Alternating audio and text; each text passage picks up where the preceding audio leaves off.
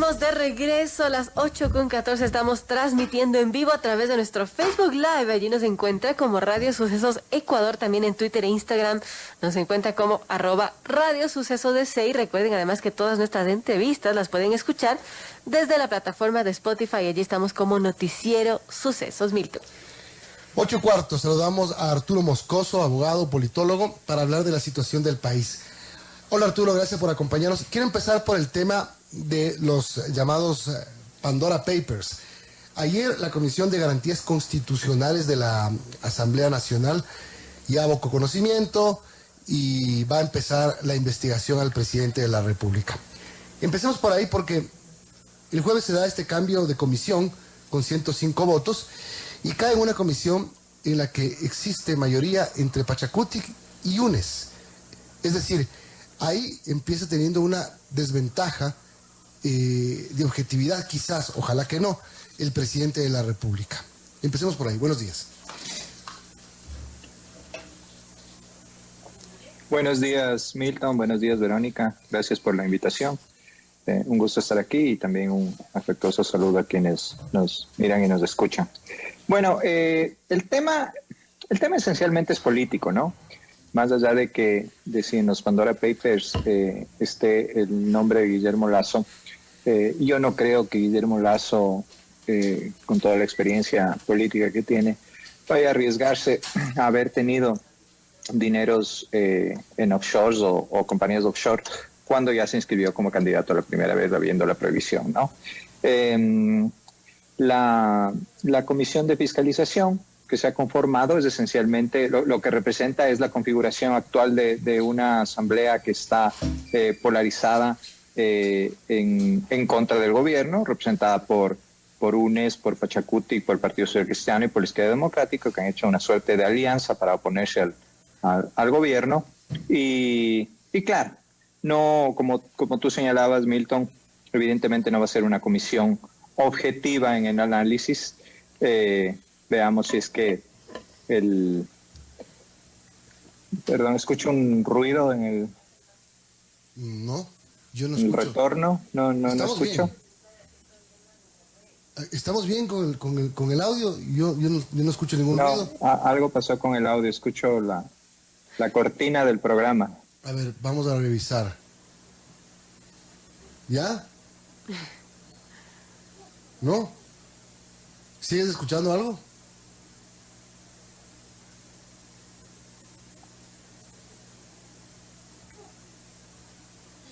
A ver, vamos a ver, ¿cómo está la señal ahí? Creo que ya se solucionó, pero no sé qué pasó. Me empezó a llegar un retorno de otro audio.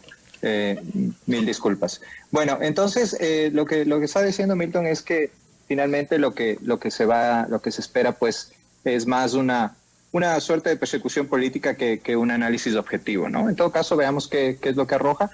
Si es que el presidente nada teme, pues no le debería preocupar en demasía esta comisión, porque más allá del objetivo político que tenga, pues si no hay ninguna responsabilidad del presidente en esta revelación de los Pandora Papers, pues mucho más lejos no podrá ir, ¿no? Pero veamos cómo se van decantando las cosas. Pero este es un ingrediente de un choque de un choque de trenes entre ejecutivo y legislativo. El presidente Lasso se mandó unas palabras muy fuertes para la Asamblea Nacional, que lo único que consiguieron es alejarlos más en posiciones políticas. Y se viene este tema, y aquí se prevé una relación muy conflictiva entre ejecutivo y legislativo. Sí, eso es lo que se ha dado hasta el momento. Cada vez las posiciones están más polarizadas, que es lo que señalaba al principio, y yo creo que esto apunta a una estrategia política del gobierno, o bien para dirigirse hacia la consulta popular, o bien podría dirigirse hacia la muerte cruzada, ¿no? El tema es que cualquiera de estas dos estrategias, de estos dos caminos por los que vaya a optar el gobierno, tendrán que ser tomados rápidamente, porque el capital político que ha venido acumulando, que acumuló con el tema de la vacunación exitosa, ya empieza a perderse, ¿no? Y empieza a perderse justamente por estos temas, ¿no? por estos temas de los Pandora Papers, de la posición de las organizaciones sociales, sobre todo de la CONAIE, representada por un radical como es Leonidas Diza.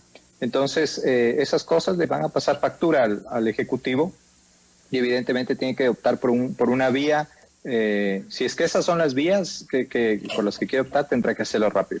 No sé en este punto del partido, como se dice, si quepa seguir negociando, ¿no? Frente a las posiciones tan marcadamente distantes que están en este momento en la Asamblea, ¿no? Entre la Asamblea y el Ejecutivo. De todas formas, la política siempre es de negociación y siempre hay que estar abiertos a cualquier tipo de acuerdo eventualmente, ¿no? Pero viendo las cosas como están, se ve complicado. Son las 8:20, estamos conversando con Arturo Moscoso, abogado, analista político. ¿Cómo está la señal? ¿Está bien ahora? Sí, perfecto. Estamos con problemas en la señal al aire porque literalmente nos partió un rayo. Así es.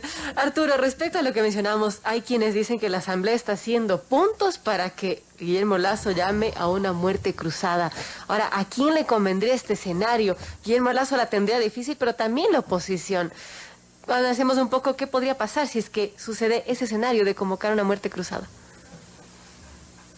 Bueno, aquí hay que ver un poco el tema de cómo están los números. Creo que hay que ir a los índices de aprobación tanto del Ejecutivo, los índices de credibilidad de Guillermo Lasso y los índices de aprobación y de credibilidad de la Asamblea. Y ahí pues Guillermo Lasso está muy, muy por encima de la Asamblea, una Asamblea que se ha desprestigiado muy, muy rápido y muy profundamente, llegando a niveles casi de la asamblea anterior, que fue un completo desastre, ¿no? Creo que es una de las asambleas más vergonzosas que hemos tenido. Bueno, en general creo que los últimos 14, 15 años han sido bastante deplorables en general, con honrosas expresiones, pero ya está en esos niveles. Frente a eso, además, aquí hay que tomar en cuenta una cosa, Verónica y Milton, que de acuerdo a nosotros con 50+1, un grupo de análisis político al que pertenezco, hacemos generalmente análisis de los datos del Barómetro de las Américas, de la Universidad de Vanderbilt, del APOP, del Latin Opinion, del APOP, Latin American Opinion Public Opinion Project, y ellos en sus encuestas que se hacen cada 2 años determina también los índices de credibilidad, aceptación de la Asamblea, etcétera, etcétera. Y la Asamblea siempre es una de las instituciones que menos aceptación tiene. Y en la última ronda, en el 2018, se les preguntaba si es que el presidente, frente a una necesidad imperiosa de disolver mejor dicho, de plantear reformas al Estado, sería bien visto que disuelva la Asamblea. Y la posición de los ecuatorianos es que sí podría ser, ¿no? Frente a una situación de bloqueo o de crisis, ¿no es cierto? La población podría ver aceptable que el presidente disuelva la Asamblea para gobernar. Es que hay muchas voces. Se convoca elecciones. No sé qué piensas tú, Arturo, pero hay muchas voces que dicen que lo que está pasando en este caliente panorama ambiente político es provocado intencionalmente por el Ejecutivo. Es decir, el presidente incidenta todo para desnudar la situación de la Asamblea Nacional y para sentir que el país está trabado por culpa del Legislativo. Así lo empieza a hacer ver el presidente. Entonces es una jugada... Puede ser. Una jugada un arma de doble filo también, ¿no? Puede ser una estrategia política también, pero la Asamblea necesita muy poco para desprestigiarse, ¿no? Como hemos visto en los últimos meses, ¿no? Es bastante deplorable la calidad de los asambleístas que tenemos, nuevamente con excepciones, creo que también hay gente valiosa ahí, pero en general creo que la calidad política de nuestros asambleístas es bastante floja, ¿no? Y no solo por algunos escándalos de corrupción que hemos visto, no solo la calidad política, sino también parece que la calidad moral, ¿no? Habría que ver, en todo caso, que se determina ya en el debido proceso y con los procesos judiciales que se siguen. En todo caso, la realidad es que la Asamblea está desprestigiada, muy desprestigiada, esos son los hechos ahora, haya sido una estrategia del Ejecutivo o haya sido por cuenta propia de la Asamblea, mientras que el presidente y el Ejecutivo cuentan con una credibilidad bastante alta. Entonces, eso juega bajando, a favor, ¿no? del presidente, evidentemente. Ahora, siempre es una apuesta, siempre es un riesgo. Cualquier cosa podría pasar de aquí a que en el caso de la muerte cruzada, de aquí a que se convoquen elecciones para reelegir a la Asamblea y reelegir al presidente. Y pues es un riesgo que es complicado prever los resultados, ¿no? Entonces, sí es una apuesta riesgosa, pero yo me preguntaba el otro día, ¿no? En un artículo que escribí, frente a esta enorme crisis que está pasando en el Ecuador, una crisis como la que no se ha visto en muchos años, en la que hay un informe incluso de una fundación en Cuenca que se llama Fundación Donum, que señala que si es que no se toman medidas económicas urgentes y correctivos, la situación del Ecuador podría degenerar rápidamente en una situación similar a la a la que desencadenó, mejor dicho, la crisis de 1929 en los Estados Unidos. Entonces es lo que queremos para el país. Eso es lo que quiere la Asamblea con ese bloqueo. Van a decir, a ver, ¿qué crisis? Si el subsidio a las gasolinas está casi desmantelado, hoy subieron de nuevo, hay más plata para el Estado. El precio del barril de petróleo tuvo su récord histórico en 7 años sobre los $80. Es decir, también hay una respuesta para esas cosas. Entonces te van a decir, estás teniendo plata, ¿por qué no administras? Lo que te quiero decir, Arturo, sí. Milton, recuerda también que mucha de la reserva petrolera está prevendida, ¿no? Totalmente de acuerdo. Entonces, estoy haciendo de eso abogado no implica, del diablo el actual precio del petróleo no implica que vamos a recibir eso por el petróleo que tenemos, Así porque es. ya se pactaron precios inferiores. Estoy poniéndome en la boca de gente que no sabe eso. ¿Sí me entiendes? Y lo que también te quiero decir es que parecería que el presidente Lasso se va a jugar el todo por el todo. Porque si el presidente Lasso está pretendiendo que la mega ley entre por el Ministerio de la Ley, siendo devuelta por el CAL, claro, puede pasar y después puede venir la Corte Constitucional y declarar inconstitucional eso, y la Asamblea reaccionar con una declaratoria de abrogación de funciones por parte del presidente. Es decir, el presidente va a por todas con el tema de la Asamblea Nacional. Es lo que se deja ver. Esa también podría ser una apuesta incluso del Ejecutivo, ¿no?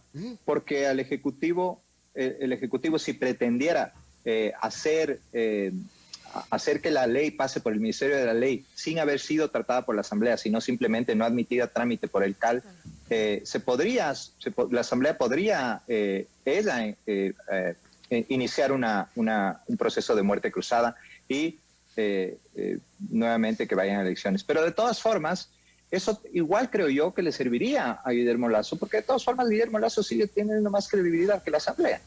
E incluso en este caso en particular, Guillermo Lasso podría hasta victimizarse frente a esta decisión de la Asamblea que no le deja trabajar y que incluso le pretende destituir, ¿no? Entonces, llegamos, a pesar de que fuera la Asamblea la que tome la iniciativa de la muerte cruzada, llegaríamos al mismo punto, ¿no? Al mismo punto de quién es quién ya en la lid política, en la lid electoral, frente a los electores que nuevamente ven con mucho mejores ojos la labor que ha tenido el Ejecutivo que la labor que ha desempeñado la Asamblea, ¿no? Y además con el tema de que los principales líderes políticos de las agrupaciones que están representadas en la Asamblea también están desprestigiados, ¿no? También tienen una credibilidad bastante menor que la del presidente, ¿no? Ahí vemos el Partido Social Cristiano con una alcaldía desastrosa en Guayaquil, que siempre ha sido su bastión, el correísmo dividido, con pugnas internas, con un líder histórico que está prófugo. Entonces, también la tienen difícil, ¿no? Arturo, hablando de la oposición y en un eventual llamado a esta muerte cruzada y en las elecciones, también la oposición la tiene difícil. Y hablemos un poco de los partidos. Por ejemplo, ¿qué pasa con UNES? ¿Qué pasa con los socialcristianos? Y bueno, y también esta unión que se ha dado con los correístas. ¿Qué pasa con Pachacútiga ahora sin Yacu Pérez, por ejemplo? Bueno, lo que señalaba antes, ¿no, Verónica? El primero, creo que el Partido Social Cristiano está en uno de sus peores momentos políticos. no hay un liderazgo claro. Nebot ya no tiene un cargo público como para un poco aglutinar los liderazgos. La alcaldía de Viterbi ha sido muy, muy criticada, muy mala desde mi punto de vista. Por eso estas patadas de ahogado de presentar un proyecto de ley para armar la aprobación, o sea, la típica demagogia penal, ¿no? Tratar de conseguir apoyos a través de ese tipo de propuestas. UNES, dividido, con pugnas internas de los que nos estamos enterando últimamente, con fuertes pugnas internas. ¿Por qué? Porque UNES es un partido que se construyó con retazos de otras agrupaciones políticas, ¿no? Y en ese sentido, pues, no hay un componente ideológico en UNES. Entonces, y sin la presencia de Rafael Correa, que era en realidad el aglutinante de esa agrupación, pues evidentemente las pugnas internas van a seguir aumentando. Pachakutik también pasa por lo mismo. Pachakutik también es un partido que agrupa a algunas tendencias. Hay una ala más radical, que es la que un poco sostiene a Leonidas Diza, y hay una ala más moderada, ¿no? Hay una ala más moderada que también seguramente van a presentar divisiones de pugnas internas próximamente. Y la Izquierda Democrática es un partido que tuvo muchísima suerte en las elecciones gracias a una campaña. Creo que la candidatura gracias a una campaña positiva, y creo que la candidatura de Herbas también fue un aglutinante de votación o un atractivo para los electores, pero que de todas formas no tiene tampoco un componente ideológico demasiado fuerte, ¿no? Y con gente, ya hemos visto los escándalos de corrupción, ¿no? Veíamos al presidente de la Izquierda Democrática hace pocos días diciendo que no le conocían a esta asambleísta Jiménez, y que esas cosas, o algún otro asambleísta también, que también tuvieron un problema, y que estas cosas pasan porque no tienen cuadros. Los partidos políticos del Ecuador no tienen cuadros, no son partidos programáticos, no forman gente. Entonces, claro, la oposición la tiene bastante complicada, ¿no? Bueno, ¿tú crees, Arturo, que en este estado de las cosas es posible todavía que el Ejecutivo y el Legislativo se sienten, que el presidente Lasso convoque a la presidenta Yori, se sienten y destraben el país? Siempre es posible, sería lo ideal, Milton. Yo he venido sosteniendo eso ya desde que se inició el gobierno, ¿no? Creo que es importantísimo que las dos cabezas del Estado, y lo penoso es que inició bien, o sea, se inició bien, parecía una cierta afinidad, no necesariamente política, pero sí al menos una cierta coincidencia en ciertos elementos como para sacar el país adelante. Creo que en eso coincidían todos, al menos así parecía. Pero poco a poco se han ido radicalizando, ¿no? Sobre todo se ha ido radicalizando la posición de Pachakutik, lamentablemente, que de una posición un poco más conciliadora, más hacia el centro, se ha ido echando se ha ido polarizando. Y eso, claro, cada vez hace más difícil los acuerdos, ¿no? No sé si todavía haya la posibilidad de que se sienten a negociar.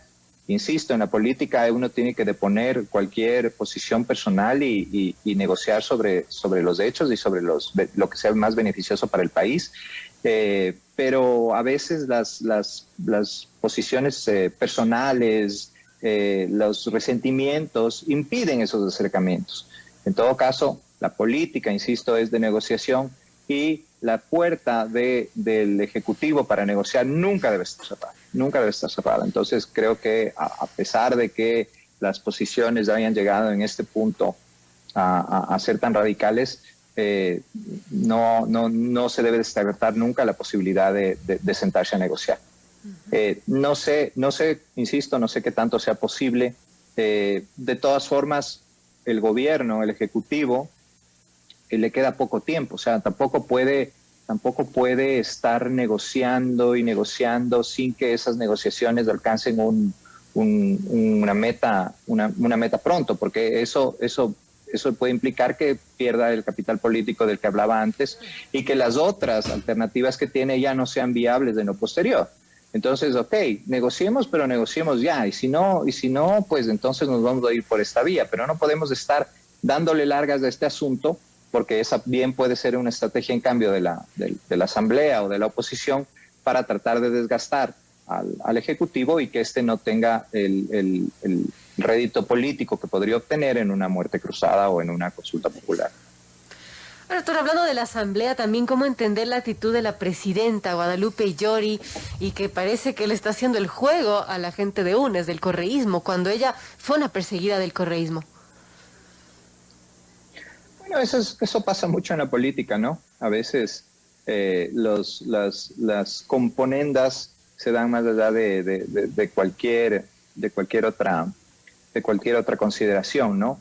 Lo que a veces es positivo y a veces es negativo. No necesariamente los acuerdos políticos son negativos siempre, creo que se sataniza mucho sobre eso. El punto es que hay que ver cuáles son los objetivos.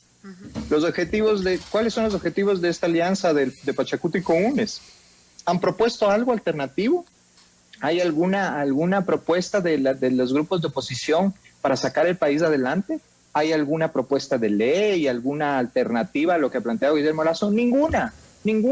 Nos vamos a oponer por oponernos y punto. Eso es vergonzoso realmente. Ese comunicado que sacaron la semana pasada es una vergüenza.